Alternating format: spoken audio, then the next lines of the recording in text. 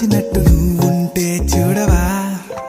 మంచువాన నన్ను ముంచనంట వాన విల్లు మీద ఇల్లు కట్టినెవ్వరంట ఈ లోకమంతా నిన్ను చూసినంట ఏ దిష్టి నిన్ను తాకకుండా ఇంటిలోన దాచుకుంటా రంగు రంగు కారు నుండి తొంగి తొంగి ఒక్కసారి చూస్తున్నా ఏంటిలా ఆ